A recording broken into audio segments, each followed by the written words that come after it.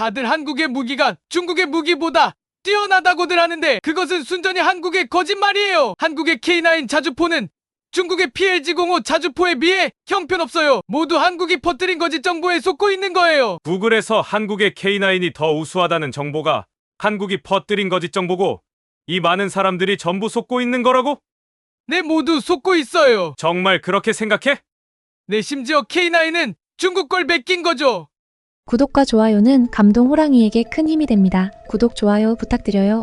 안녕하세요. MIT에서 1학년으로 재학 중인 올리비아 존스라고 해요. 저는 K9 자주포를 생산하고 작년 매출 8조 7천억 원을 기록한 기업인 한국의 한화에어로스페이스에 입사하는 것을 꿈꾸며 하루하루를 열심히 살아가고 있었어요. 그러던 중 얼마 전 그룹 프로젝트에서 만나게 된 중국인 유학생 웨이자오는 저의 인생을 전혀 예상하지 못했던 나라까지 끌어내렸습니다. 우선 제가 이 사건을 설명해드리기 위해서는 왜 이 학교에 입학하게 되었는지부터 설명드려야 할 것 같아요. 바로 저희 학교 소속 기관인 MIT 미사일 방어 연구소 때문입니다. 제가 여기에 관심을 갖기 시작했던 건 바로 2001년 9월 11일 발생했던 9.11 테러 때문이었습니다.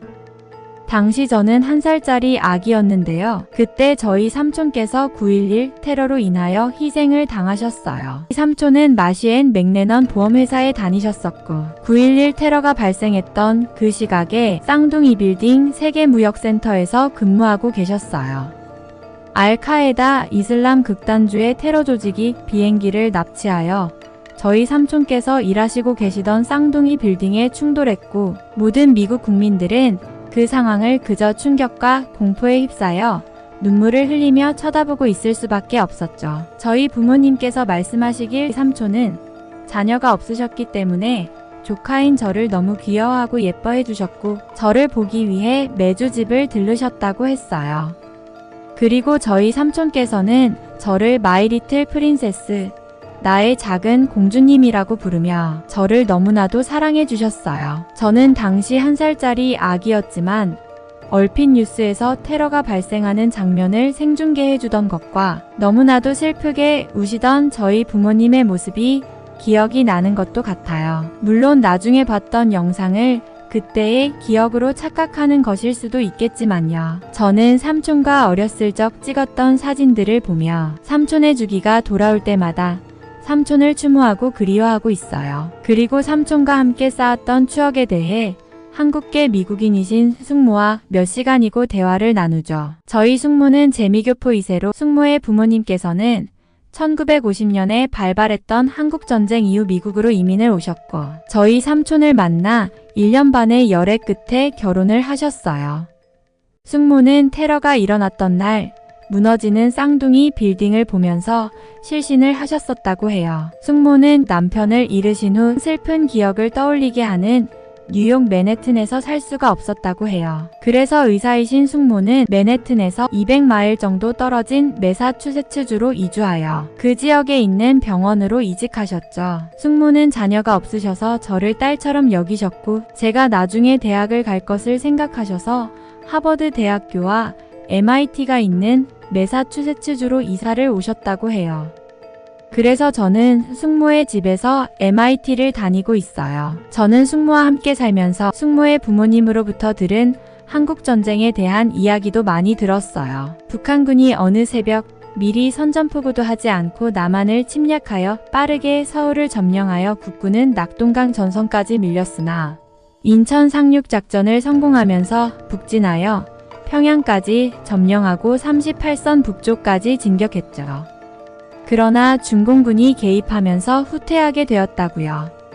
그리고 이 이후로는 전선이 정체되어 고지전을 벌이다가 2년 후 휴전을 했다고요. 저는 숙모와 대화 이후 한국전쟁에 대해서 인터넷에서 알아보다가 한국전쟁의 비극을 다룬 영화인 태극기를 휘날리며와 고지전이라는 영화도 봤어요. 저는 이 영화를 보면서 나만의 비극에 울었습니다. 전쟁이 얼마나 슬프고 무서운 것인지, 얼마나 평범한 사람들의 삶을 파괴하는지 알게 되었고 어떻게 하면 전쟁을 막을 수 있을까 고민하게 되었어요. 그 고민의 결과로 저에게는 하나의 신념이 생겼어요. 전쟁의 가장 효과적인 억지책은 한스 모겐소가 주장한 현실주의, 즉 방위력 증강을 통하여 함부로 타국이 자국을 침략할 수 없도록 힘의 균형을 이룸으로써 자국의 국민을 지키고 보호하는 것이라고 생각하게 되었어요. 국제사회가 평화를 원한다고 말하는 이상주의는 말 그대로 이상일 뿐이고 결국 국가들은 모두 자국의 이익만을 추구하게 되어 있다고 믿어요. 이러한 국제 상황에서 자국을 지키는 것은 우수한 군사력입니다. 군사력은 국민의 국방에 대한 관심과 정부적인 투자와 노력, 그리고 그 국가의 방위산업 기술로부터 나온다고 생각해요. 그래서 저는 미사일 방어 연구소가 있는 MIT에 진학하게 되었어요. 그리고 여기서 열심히 공부해서 미사일 방어 시스템을 만드는 엔지니어가 되어서 더 이상의 참혹한 전쟁을 막을 수 있는 미사일 방어 시스템을 구축하고 싶었어요. 그러던 중 저의 꿈에 한 발짝 가까이 다가갈 수 있는 기회가 생겼어요. 바로 인턴십 연계 그룹 프로젝트였는데요.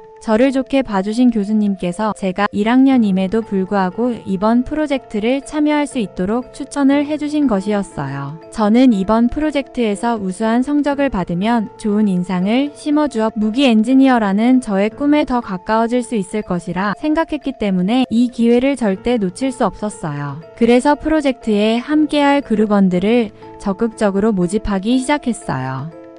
다만 인종적 편견 혹은 문화적 고정관념이라고 보일 수는 있겠지만 길지 않은 기간 동안 경험했던 대부분의 중국인 유학생들이 페라리, 포르쉐와 같은 스포츠카를 타며 허세 부리기를 좋아했고 다인종의 학생들과 두루두루 어울리며 사교성 있게 지내기보다는 중국인 유학생들끼리만 배타적으로 어울렸어요. 수업 시간에도 타인의 의견을 경청하기보다는 중국인들의 억지 주장을 강요했죠. 대학 수업에서 가장 건강한 문화라고 볼 수 있는 평등한 참여기회의 보장과 자유로운 토론을 싸그리 무시했어요. 게다가 학생들이 공부하고 있는 도서관에서 중국어로 크게 떠드는 것도 다반사예요. 이렇듯 중국인에 대한 안 좋은 인상 때문에 대부분의 중국인 유학생들은 여자들의 경우 아웃사이더로 학교에서 겉돌고 남자들은 남자 중국인 유학생들끼리만 무리를 형성해서 우르르 몰려다니죠. 학교에 큰 민폐를 끼치지만 저희는 그 또한 그들의 개성으로 존중해 주었죠. 아니나 다를까 이번 그룹 프로젝트에도 중국계 미국인인 강사의 추천을 받은 중국인 유학생 웨이자우가 아무 그룹에도 속하지 못하고 있었습니다.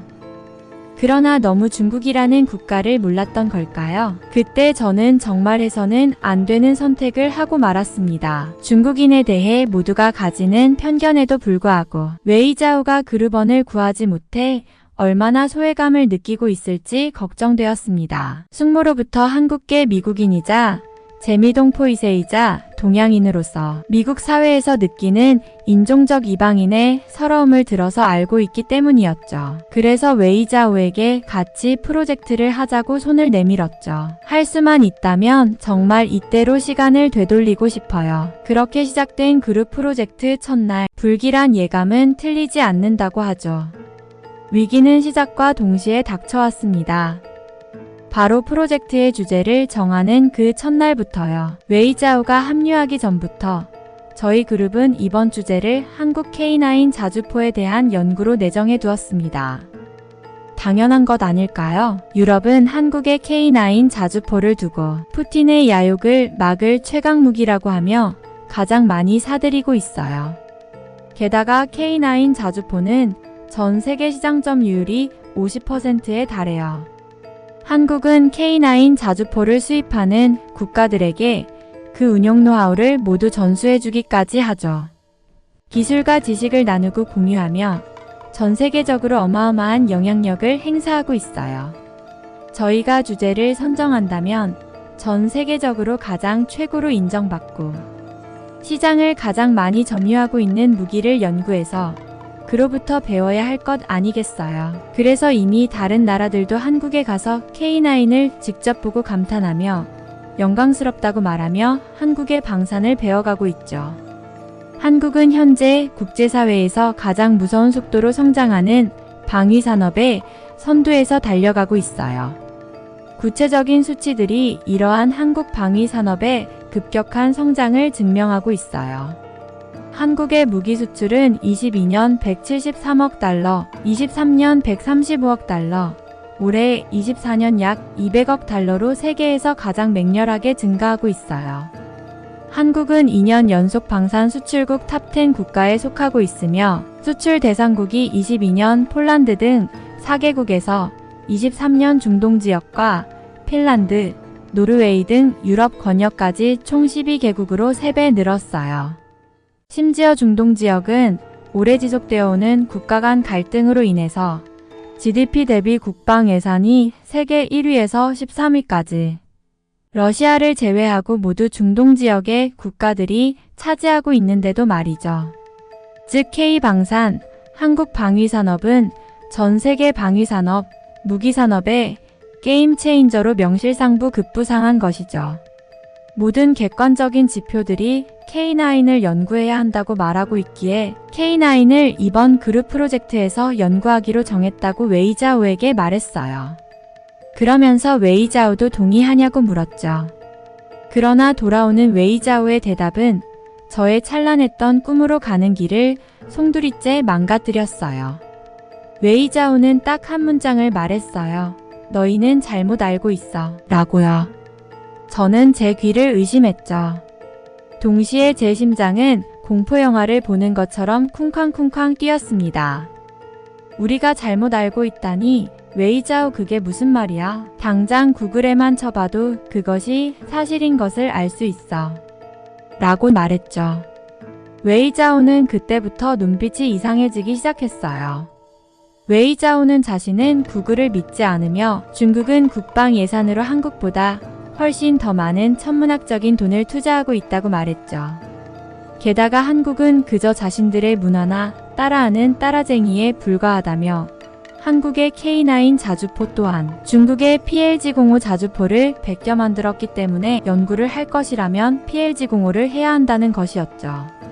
또한 K9은 PLG-05보다 사거리와 발사속도, 탄두 중량에서 뒤떨어지며 가장 큰 단점은 신뢰성이 낮다며 실제 포격전에서 긴 사거리와 높은 성능을 전혀 구현하지 못한다며 우겼죠. 일부 국가가 K9을 수입해간 것은 한국이 반도체, 자동차 생산 기술을 제공한 대가로 구매해준 것이라며 목에 핏대를 세우며 말했죠. 저는 웨이자오의 어처구니 없는 주장에 맞서서 K9은 1999년에 이미 시제품이 완성되어서 2001년부터 실제 부대에 배치되기 시작했고 중국의 PLG-05는 2001년에 처음 공개되었다고까지 말해줬죠. 그뿐만 아니라 PLG-05는 러시아의 ES-19 자주포의 복사본으로 그것을 그대로 베껴와서 후면 출입구만 개량한 것이라고 확인 사살까지 해주었어요. 게다가 영상에서도 확인할 수 있듯이 PLG-05는 사격 반동을 상쇄하는 주퇴복자기와 차체의 서스펜션 성능이 형편없기 때문에 포탄을 발사할 때마다 차체가 심하게 요동쳐서 트월킹을 춘다고 조롱받은 적도 있다고 말해주었죠.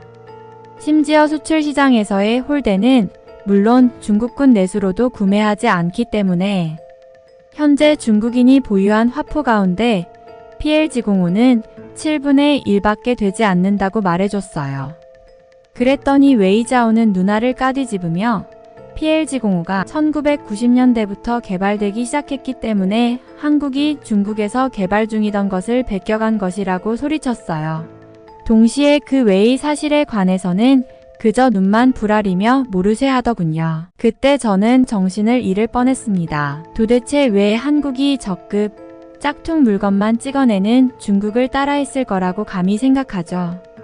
제가 어떻게 얻은 인턴십 기회인데 이런 미친 중국인 정신병자 때문에 날려버리는 거냐며 제 머릿속은 하얀 백지가 되어버렸죠.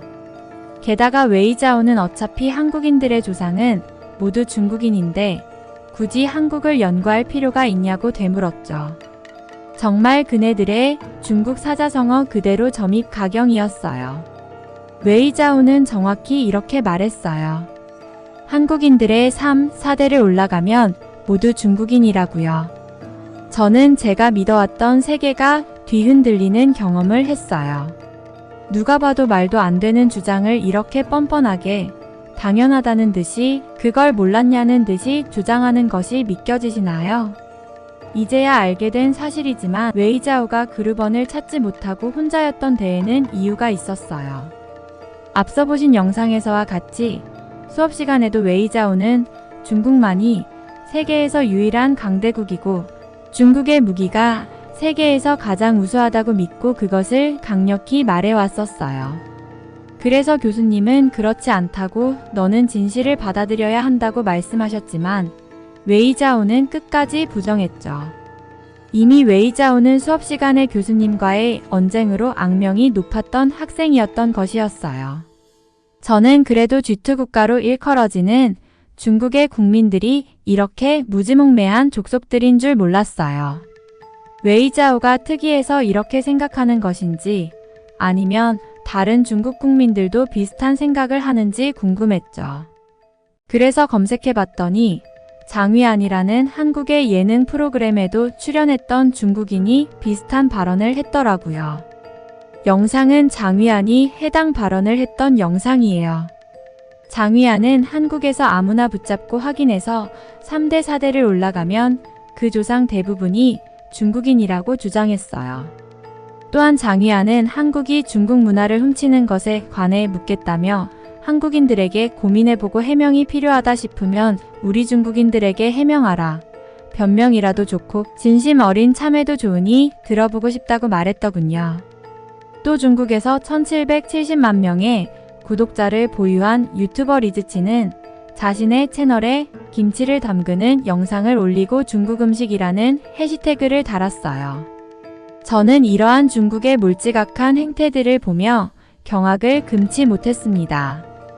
그러나 웨이자오의 눈빛을 보며 웨이자오는 아무리 저희가 진실된 정보를 얘기해줘도 받아들이지 않을 것이라는 것을 알게 되었어요. 눈빛이 꼭 정신을 지배당하는 사람처럼 혼이 나가 있었고 동시에 자신이 믿는 것만이 사실이라고 믿는 그 불합리한 집착으로 가득했거든요. 본인이 보고 싶은 대로 보고 본인이 듣고 싶은 대로 듣는 게 중국인들이라는 것을 이제야 깨닫게 되었네요.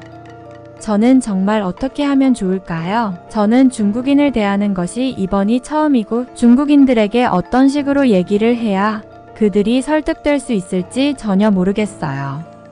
동정심으로 웨이자오를 합류시켰지만 이대로라면 웨이자오는 저희 그룹 프로젝트에 참여하지 않을 것이고 저희는 실패하고 말 거예요.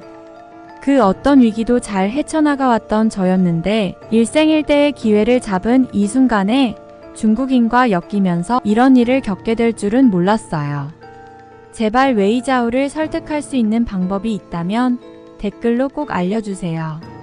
지푸라기라도 붙잡는 심정으로 메일을 보냅니다. 오늘의 사연은 인턴십이라는 일생일대의 기회를 잡은 올리비아가 거대한 착각 속에 살고 있는 중국인 유학생 웨이자오와 한 팀이 되면서 어려움을 겪고 있는 사연이었어요. 올리비아도 해당 영상의 댓글을 참고해서 웨이자오에게 어떻게 처신해야 할지 결정할 것이라고 합니다. 중국인의 억지 주장을 경험해 보셨거나 그들을 설득할 방법을 아시는 분들은 댓글로 꼭 알려주세요. 중국은 중국을 대국, 한국을 소국으로 여기면서 중국몽을 추구하고 있죠. 중국은 역사적 사건들을 무시하고 한국을 자신의 영향력 아래 두려는 의도를 드러내고 있어요.